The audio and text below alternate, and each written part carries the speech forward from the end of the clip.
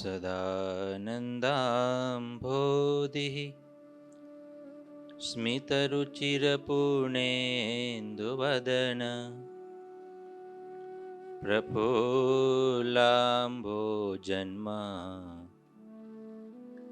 छदसदृशशोभाक्षियुगलः कृपापारावार श्रितसकलजीवातिसुखदो महान् श्रेयो मूर्ति जयति सहि नारायण मुनि वर्णिवेशरमणीयदर्शनं मन्दहासरुचिराननाम्बुजम् पूजितं सुरनरोत्तमेर्मुदा धर्मनन्दनमहं विचिन्तये। ॐ अवतारिणे श्री स्वामिनारायणाय नमो नमः। श्री हरिकृष्णाय घनश्यामाय नीलकण्ठाय च नमो नमः।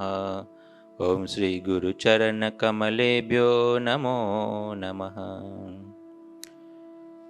बोलो स्वामिनारायण भगवाननी, श्री ठाकुरजी महाराजनी, श्री हरिकृष्ण महाराजनी, श्री घनश्याम महाराजनी, श्री सद्गुरुदेवनी, श्री पांचो परमहंस की जय। બધા ભક્તોને ખૂબ ભાવથી જય સ્વામિનારાયણ। વાલા ભક્તો, પવિત્ર ધનુર્માસ ચાલે છે, આપણે ભક્ત ચિંતામણીની કથા ચાલી રહી છે। સદગુરુ શ્રી નિષ્કુળાનંદ સ્વામીએ ભક્ત ચિંતામણીનો સરસ ગ્રંથ લખ્યો છે। એમાં પ્રકરણ 128 પરચા પ્રકરણ એની કથા ચાલી રહી છે। ગઈકાલે આપણે કથા જોઈ, 7 કડી પૂરી થઈ હતી। હવે આગળની કડીથી આપણે વાત કરીશું। ગઈકાલે કોની વાત આવી હતી, કઈ યાદ છે થોડું ઘણું? ઓકે, પર્વતભાઈની વાત આવી હતી। યાદ આવી ગઈ બધી કથા? અગતરાય ગામના પર્વતભાઈ, તેની કથા ચાલી રહી છે। સ્વામી વાત લખે છે કે બહુ જૂના સત્સંગી હતા, રામાનંદ સ્વામીના જેવો શિષ્ય હતા, અને જેમની દેહ દશા ટળી ગઈ હતી, કહેતા બ્રહ્મરૂપ હતા, મુક્ત હતા, અને બહુ જૂના હતા। એમને શ્રીજી મહારાજે જે પરચા પૂર્યા તેની વાત એ લખે છે। પહેલા તો રામાનંદ સ્વામીના આશ્રિત હતા, રામાનંદ સ્વામીની ભક્તિ કરતા હતા, પરંતુ પછી મુક્તાનંદ સ્વામી એમના સમાગમે કરીને પર્વતભાઈ વગેરે વગેરે ભક્તોએ મહારાજનો બહુ પાકો નિશ્ચય નિષ્ઠા કરી અને કેટલાય એને કરાવી। પછી આગળ પછી સહજાનંદ સ્વામી જેહ પૂરન બ્રહ્મ પ્રગટ્યા તેહ તે પ્રભુ પ્રગટની મૂર્તિ તેથી ન રહેથી વેગડી વૃત્તિ।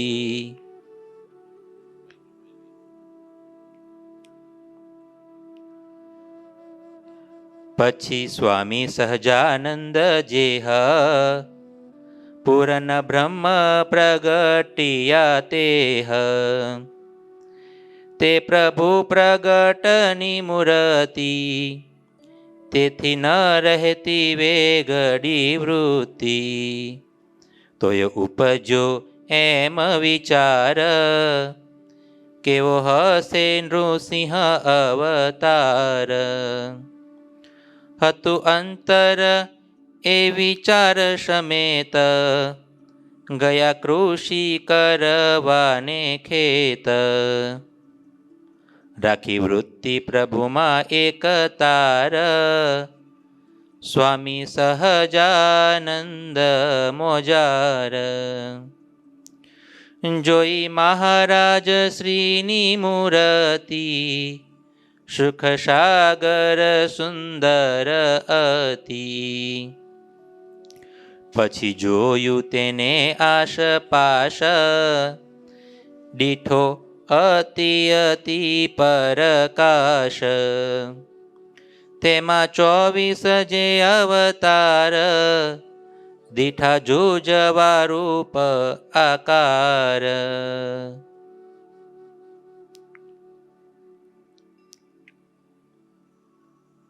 પર્વતભાઈની સ્થિતિની વાત કરે છે સ્વામી કે એમની વૃત્તિ કેવી હતી? પતિવ્રતાની વૃત્તિ હતી. જેમાં લોકમાં કોઈ પતિવ્રતા સ્ત્રી હોય, એના પતિ સિવાય બીજી કોઈ જગ્યાએનું મન માને નહીં, મન જાય નહીં, સંકલ્પ પણ ન થાય. એમ એમની વૃત્તિને એક મહારાજના સ્વરૂપમાં જ, એના સિવાય બીજી ક્યાંય નહીં, જતી જ નહીં. કાઢવાની વાત નહીં કે ભૂલવાની વાત નહીં, મૂર્તિ ભૂલાઈ જતી હતી એમ નહીં, કે બીજી વૃત્તિ જતી રહેતી હતી એમ નહીં, ભગવાનમાં જ રહેતી હતી. એમનું હાલવું, એમનું ચાલવું, એમનું બોલવું, એમનું ખાવું, એમનું પીવું, ખાલી આ શરીર એમનું હતું. બાકી અંદર તો જેના આપમાં હરિનો વ્યાપ સંતતે સ્વયં હરિ કહે છે ને. ગીતાજીમાં બહુ સરસ આની વ્યાખ્યા લખી છે. એ કેવા હોય, એ ભક્ત કેવા હોય, એ સંત કેવા હોય, એ મહાપુરુષ કેવા હોય કે જેનું ખાલી માળખું જ ઉપરનું હોય, અંદરનો આત્મા તો ભગવાનના રંગે રંગાયેલો હોય, ભગવાનમય હોય. તો કે છે પશ્યન શૃણવન પ્રસન્ન જિગ્રન અશ્નન ગચ્છન સ્વપન પ્રલપન ઉન્મિશન. બહુ સરસ બધી વાત લખે છે કે ઇન્દ્રિયાની ઇન્દ્રિયાર્થે સુવર્તંત ધારયન બ્રહ્મનાધાય કર્માની. કહેતા એનું બોલવું, એમનું ચાલવું, એમનું ખીવું બધું ભગવાનને ધારીને થતું હોય. જલ કમલવત પદ્મપત્ર ઇવાંબશા, એની માટે પછી વ્યાખ્યા આપી આગળ. ઇન્દ્રિયો ઇન્દ્રિયોમાં વર્તે, શરીર શરીરનું કામ કરે, આત્મા ભગવાનનું કામ કરે, એવું છે. હું પણ ઉડી ગયું, આત્મા ભાવ પરમાત્મા ભાવ આવી ગયો. એટલે પછી મહારાજની મૂર્તિ જ હાલતું ચાલતું ભગવાનનું સ્વરૂપ હતા. એટલે ભગવાનથી વેગળી વૃત્તિ રહેતી જ નથી. ભૂલાવાની તો વાત જ નહીં કે ભગવાન ભૂલાઈ જતા હતા. અખંડ વૃત્તિ મહારાજે કીધું ને પ્રથમના પહેલા વચનામૃતમાં કે અખંડ વૃત્તિ રાખવી. એ અખંડ વૃત્તિનું સાક્ષાત્કાર દ્રષ્ટાંત પર્વતભાઈ હતા. આ બધા દ્રષ્ટાંતો દ્વારા, આ બધી કથાઓ દ્વારા છે ને આપણે શીખવાનું એ કે ભગવાનમાં જેટલી વૃત્તિ રહેશે ને એટલા આપણે સત્સંગમાં પાસ થયા કહેવાય. ભગવાનમાં, જગતમાં તો રાખવી મહેનત કરવી જ નથી પડતી, કેમ કે જન્મો જન્મનો ઢાળો એ છે ને જીવનો. પણ ભગવાન બોલાઈ જાય છે આપણને. એટલે આ પર્વતભાઈની કથાથી ભગવાનમાં વૃત્તિ રાખવાનું શીખવાનું. એક ભાઈ હતા, યાદ આવ્યું તો કે સ્વામી મહાત્મા પાસે ગયા, એક સંત પાસે, અને કે મહાત્માજી કંઈક કૃપા કરો ને. કે શું કૃપા? તો કે હવે છે ને યાદ નથી રહેતું બહુ. શું કે છે? યાદ નથી રહેતું. તો કંઈક યાદ શક્તિ વધે એવી કંઈક દવા આપો પેલા સંત પાસે જઈને. તો પેલા મહાત્મા કંઈક કામ કરો, અત્યારે છે ને તમે એક કામ કરો, ઘરે જઈ અને 50,000 રૂપિયા કોઈને છે ને ઉધાર આપી દેજો. સમજાય ને? ઓટોમેટિક યાદ રહે. ભગવાન યાદ ના રહે, સંસારની બધી વાતો યાદ રહે. ત્યારે આપણે એમ માનવાનું કે સંસારના ભગત છીએ, આપણે ભગવાનના ભગત નથી. બહુ સરસ ભક્તની વ્યાખ્યા લખી સંસ્કૃતમાં, પરમાત્માની યોરક્તો વિરક્તો અપરમાત્મની સવૈષ્ણવ. જે ભગવાનમાં રક્ત છે, જે ભગવાનમાં જ આસક્ત છે, અને ભગવાન સિવાયના જેટલા પદાર્થો, જેટલી જગ્યાઓ છે, બધી જગ્યાએથી વિરક્ત છે, એને કહેવાય વૈષ્ણવ, એને કહેવાય ભગવાનનો ભગત. કરવાનું જે છે, પર્વતભાઈની સ્થિતિ જો, તે પ્રભુ પ્રગટની મૂર્તિ, તેથી ન રહેતી વેગડી વૃત્તિ. એક ક્ષણ માટે પણ તેલ ધારાવત અખંડ. પાણીની ધારા હોય ને, આપણે પાણી તો તમે જોજો થોડું થોડું થોડું થોડું થોડું અટકીને આવે. દૂધ હોય તો થોડું થોડું, પણ તેલની તમે ધાર કરો ને તો કેવું એક દોરો સીધો પડે.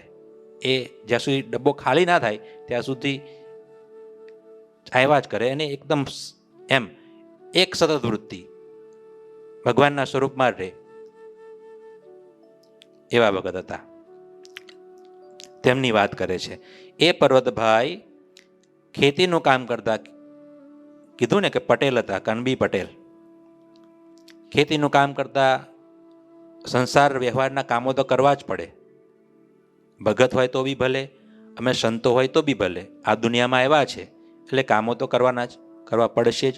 પણ એ કામો કરતા કરતા કરતા સાથે સાથે આપણા મનને આપણે એવું કેળવીએ કે ભગવાન પણ ના ભૂલાય અને જગતના કામ બંધ થાય તો કેળવાય છે. મહારાજે વચનામૃતમાં દ્રષ્ટાંત આપ્યું કે પનિહારી હોય એ પાણી ભરવા માટે જાય તો માથે હેલ હોય 2-3, કમરમાં એક હેલ હોય, જોડે છોકરો હોય, પાણી પણ ભરતી જતી હોય, પાણી કૂવામાંથી ખેંચતા જતા હોય, વાતો કરતા જતા હોય, પગ પડી ના જાય, અંદર કૂવામાં પડી ના જવાય, પાણી ભરાઈ ગયું છે કે નહીં એનું પણ ધ્યાન હોય, વાતો પણ ચાલતી હોય, બેડા ભરાય છે મૂકતા પણ જાય. એકી સાથે કેટલી બધી ક્રિયાઓ થાય છે ને.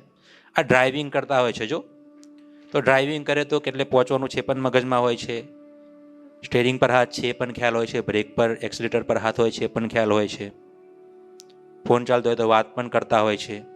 એકી સાથે 4-5 ક્રિયા કરતા હોય તો કેળવું છે. શું કર્યું છે? મહેનત કરી છે તો થાય છે. એમ શ્રીજી મહારાજ કે આ પણ કેળવવાનું છે ને આ પણ કરવાનું છે. શ્રીજી મહારાજે સંતોને બહુ ભણાયા. તો સંસ્કૃત ભણવા માટે સંતો બેઠા ને તો નવા નવા સંતો હતા, બધા નાના સંતો. તો મહારાજે આજ્ઞા કરી કે સંસ્કૃત ભણવાનું છે, સંસ્કૃતના શ્લોકો મોઢે કરવાના છે ને એમાં પંડિત થવાનું છે. એટલે સંતો પછી ભણવા માટે બેઠા તો સંસ્કૃતના શ્લોકો, સંસ્કૃતનું વ્યાકરણ બધું ગોખે. પણ સંતોનું હૃદય તો ભગવાનના પ્રેમથી મસ્ત હોય. ભગવાનથી થોડો ઘણો બીજો સંકલ્પ થાય એટલે એમનો દુઃખ થાય તરત. અને એ જ સંત છે કે ભગવાન સિવાય આપણને બીજો ઘાટ થઈ જાય ને તો પેલું બળબડ તો ડામ દીધો હોય. મહારાજ વચનામૃતમાં લખે, સ્નેહનું દ્રષ્ટાંત મારા વચનામૃતમાં, કે પંચામૃતના ભોજન જમતો હોય, સરસ મજાની થાળી પીરસેલી હોય, દાળ ભાત શાક રોટલી મોહન થાળ મિષ્ટાન ફરસાણ તમારે, અને મોઢામાં કોળિયો મૂક્યો પણ એની સાથે એકાદું કાકરી આવી ગઈ અંદર તો કેમ તરત વાગે કે ભાઈ શું આવ્યું. એમ ભગવાનનો ભક્ત, ભગવાનનો સંત એ સાચો છે કે ભગવાન સિવાય બીજી જગ્યાએ વૃત્તિ જાય તો દુઃખ થાય તરત. એમ થાય, બળતરા થાય. આપણે પૂજા કરવા બેઠા હોય અને કોઈ માણસ આપણને બોલાવે તો આપણને એમ દુઃખ થવું જોઈએ કે આ ક્યાં મને ભગવાનમાંથી વૃત્તિમાંથી બહાર કાઢવા માટે આવ્યો છે. વિઘ્ન લાગવું જોઈએ. ભગવાનની આગળ આપણે બેઠા છીએ, ભગવાનનું ભજન કરીએ છીએ, ત્યારે આપણે સતત એક ચિંતા રહેવી જોઈએ કે કોઈ એમને આવી જશે, કોઈ એમને મને બોલાવી જશે તો મારી વૃત્તિમાં, મારે ભગવાન સાથે કોન્ટેક્ટમાં મારે દુઃખ થવું જોઈએ એનું.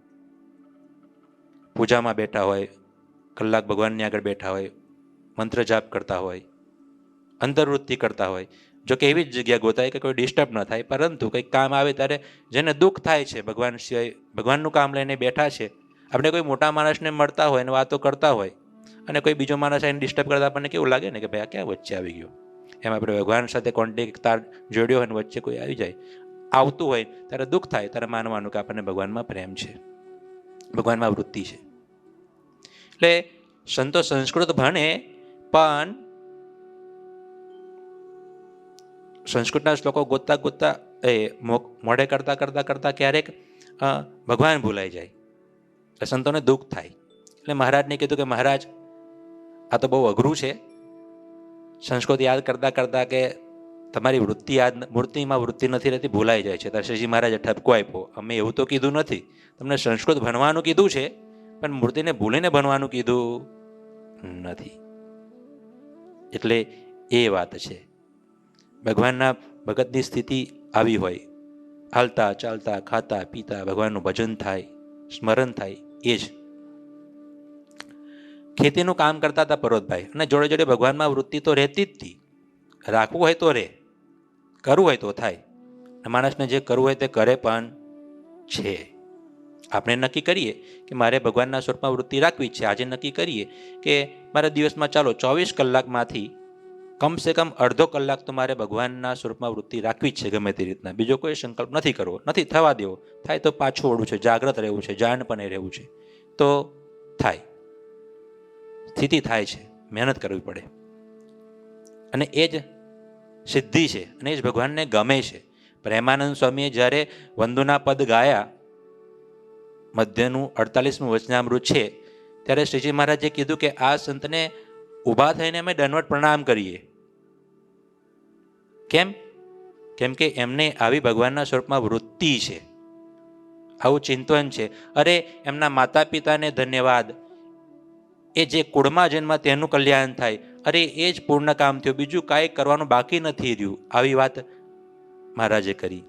કેમ? તો કે એમને આવી વૃત્તિ ભગવાનના સ્વરૂપમાં છે. ભગવાનના તિલ ચિહ્ન શરીરના બધા જ એ એમને ગાયા છે વંદુના પદમાં, તો એની વાત કરી છે. એટલે મહારાજને વૃત્તિ રાખનારા સંતો, ભગવત પરાયણ સંતો, ભગવત પરાયણ ભક્તો બહુ ગમતા. જગતના વ્યવહારમાં ડૂબેલા હોય ને એ બહુ ઓછા ગમે.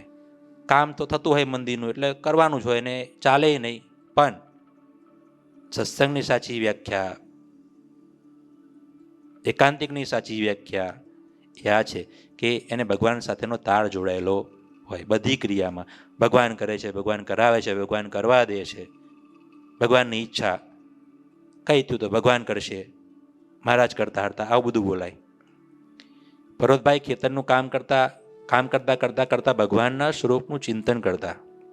ખેતીમાં નતા થઈ ગયા, ખેડૂત નતા થઈ ગયા. શરીર ગમે તે હોય, આપણે કણબી હોય, આપણે બ્રાહ્મણ, ક્ષત્રિય, વૈશ્ય, શૂદ્ર ગમે તે હોઈએ, પણ એ બધા કરતા પહેલા આપણે ભગવાનના બ્રહ્મરૂપ એવા ભગવાનના દાસ છીએ, ભક્ત છીએ. અને આપનું સાચું ડેસ્ટિનેશન ભગવાન છે. આ લોકના કામો તો કરવા જ પડે છે, કરવાના જ છે. વૃત્તિની વાત આવી એટલે મને ઘણી બધી વાતો યાદ આવે છે. ગુનાતન સ્વામી જુનાગઢમાં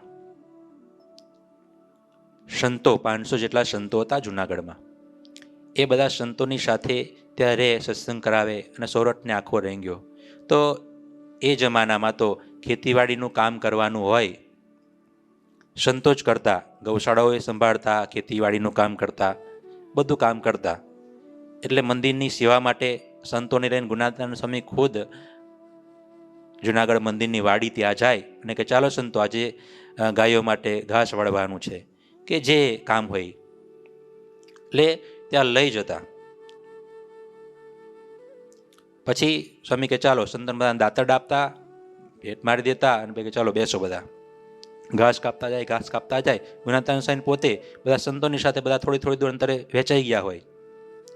પછી 10-15 મિનિટ થાય ને એટલે ગુનાતન સ્વામી ઊભા થાય પોતાની જગ્યાએ, તાલી પાડે. આમ એ જાગતા રહેજો, આપણે ખેડૂત નથી, આપણે સંત છીએ. બોલો, ચલો કે હવે ઘાસ વાળો, કે વાંધો નહીં. 10-15 મિનિટ થાય એટલે પાછા ગુનાતન સ્વામી ઊભા થાય, તાલી પાડે. એ સંતો હાંભળો, આપણે ભગવાનમાં વૃત્તિ રાખવાની છે, ઘાસ કાપવામાં વૃત્તિ નથી રાખવાની. ચલો કે હવે ઘાસ વાળો, વાંધો નહીં. પછી પાછો 10-15 મિનિટ, અડધો કલાક જેવું થાય એટલે સ્વામી પાછા ઊભા થઈને તાલી પાડે. એ સંતો સાંભળો, આપણે સંત છીએ, ભગવાનને મેળવવા માટે સાધુ થયા છે, તો ભગવાન સાહેબ બીજું કંઈ પ્રધાન ના રાખતા, આ તો કરવું પડે એટલે કરવાનું છે, સેવા છે, મહિમાથી કરજો પણ વૃત્તિ ભગવાનમાં રાખજો. બોલો કેવી મોટી વાત છે. અનુસંધાન. ભરતભાઈ ખેતરમાં કામ કરે પણ ખેડૂત નતા થઈ ગયા. એમની વૃત્તિ ભગવાનમાં હતી, ભગવાનના સ્વરૂપમાં હતી. એટલે એમને વિચાર આવ્યો કે ભગવાનના 24 અવતારો જે છે,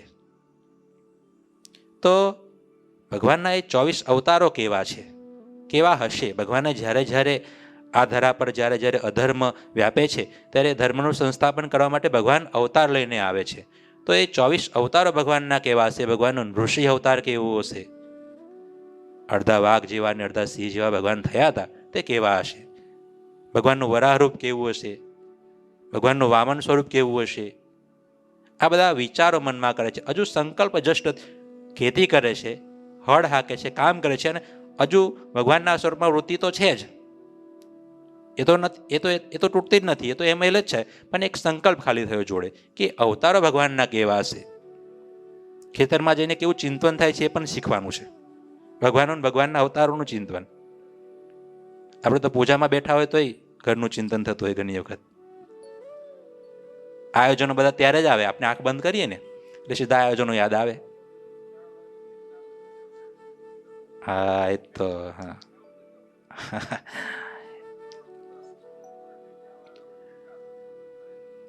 મનને નવરાશ ત્યારે જ મળે ને. હા હા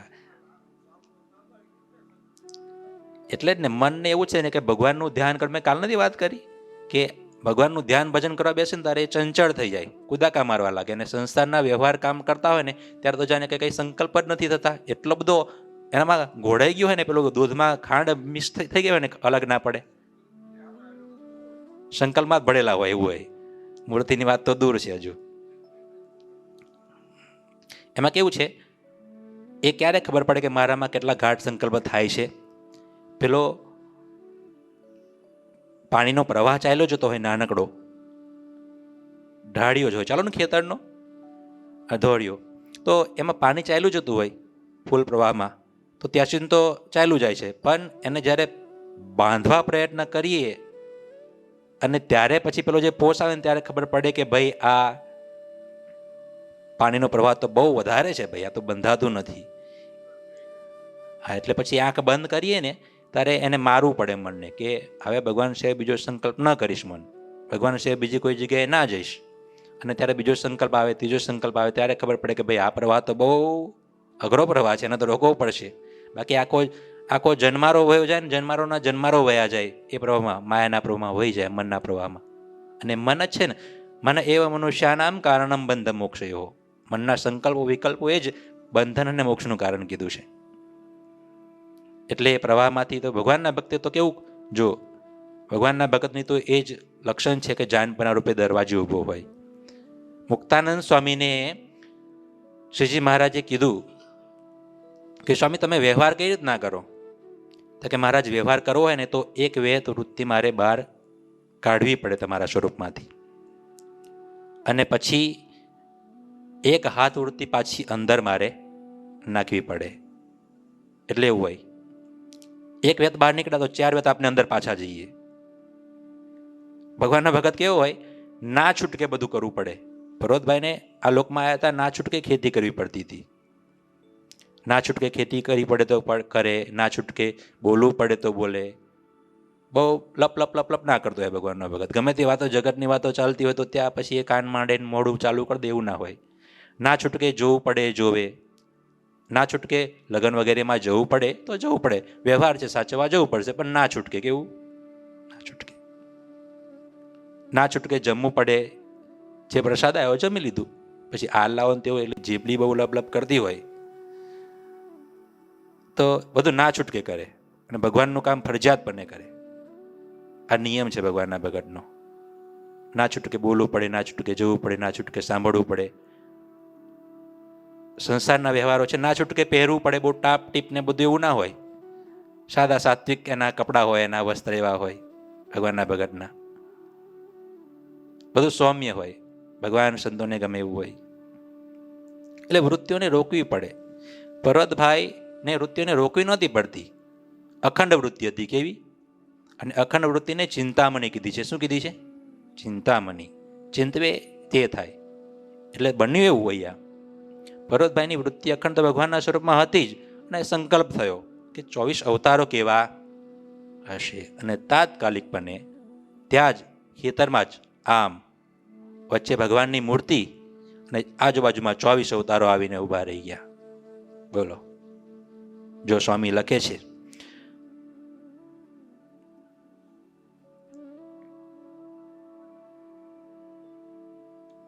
મચ્છ કચ્છ વરાહ નૃસિંહ વામન પરશુરામ અનઘ રામકૃષ્ણ બુધને કલકી પુરુષ અવતાર અલૌકી સુયજ્ઞ પુરુષ જે અનુપ કપિલ દત્તાત્રેય સ્વરૂપ શનકાદિકને બદ્રીપતિ મહાધ્રુવરન દેવ મૂર્તિ પૃથુષભ દેવ રાજન હયગ્રીવ હરિધારી તન હંસમૂર્તિ ધનવંતરી આવ્યા વ્યાસ નારદ તન ધરી એવા 24 હરિના જે રૂપ એક એકથી અતિ અનુપ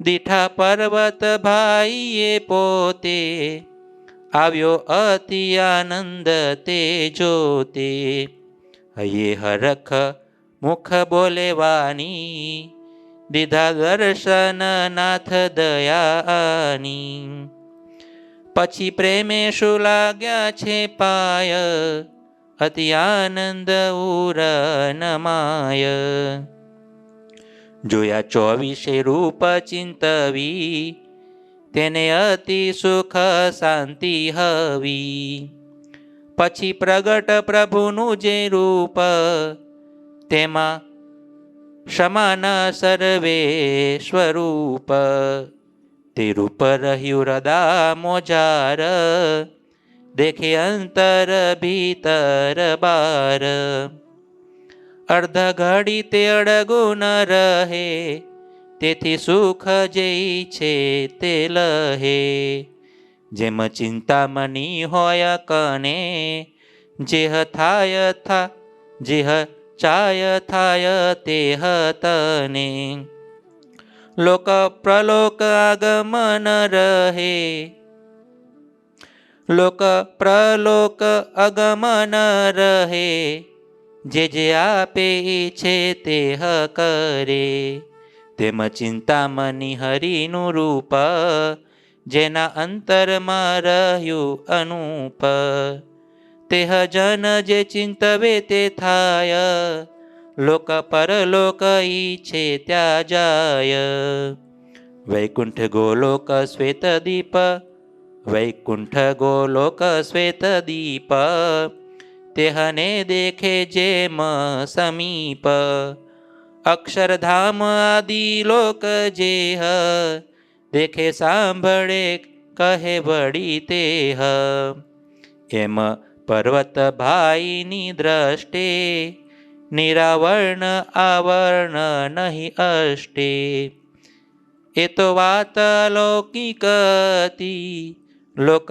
પરલોકે જેની છે ગતિ એ હરિતે પરચા અગણિત થાય પર્વત બાઈને નિત્ય એ તો પરચો કહ્યો મેક એવા બીજા થયા છે અનેક. આ પરચાની વાત કરી છે સ્વામીએ. ભગવાનની મૂર્તિ કેવી છે? ચિંતામણી. ચિંતવન કરે તે થાય. ભરતભાઈને ખાલી સંકલ્પ થયો અને તરત 24 અવતાર આવીને ઊભા રહી ગયા. એ 24 અવતારના સ્વામીએ નામ લખ્યા અને પછી બન્યું એવું, ભરતભાઈ તો બહુ આશ્ચર્ય આનંદમાં આવી ગયા. ઓહો મહારાજ, તમારા 24 અવતારોના મને દર્શન થયા. બહુ આનંદ થયા, સ્તુતિ કરી મહારાજની. અને પછી જોતામાં એ 24 અવતાર પાછા ભગવાનની મૂર્તિમાં સમાઈ ગયા, શ્રીજી મહારાજમાં સમાઈ ગયા. જેમ બધી નદીઓનું પાણી પાછું ક્યાં સમાઈ જાય? સમુદ્રમાં. એમ બધાએ અવતારો ભગવાનના સ્વરૂપમાં સમાઈ ગયા. એટલે ભગવાનની મૂર્તિ છે એ ચિંતામણી છે. પર્વતભાઈને ખાલી વૃત્તિ, એક સંકલ્પ થયો કે ભગવાનના અવતાર કેવા છે, તરત 24 અવતાર સામે આવીને ઊભા રહી ગયા, દર્શન આપ્યા. સ્વામી એમ કહે છે કે આવી જેની વૃત્તિ રહેતી હોય એની માટે કઈ વસ્તુ અગમ ના રહે. આ લોક પરલોક ગમે ત્યાં જવું હોય, ગોલોક વૈકુંઠ બ્રહ્મોલ જ્યાં જવું હોય ત્યાં જાય ને આવે. કેમ કે ચિંતામણી પાસે છે, ચિંતવન કરે તે મળે. એમ ભગવાનની મૂર્તિ ભગવાનના ભક્તો માટેનું કોઈનું ધન, એનું સાચું નાનું કે ભગવાનની મૂર્તિ છે. ભગવાન ના ભૂલાવાય. આપણા નીલકંઠ વર્ણિજી મહારાજ હતા, વન વિચરણ કરતા હતા.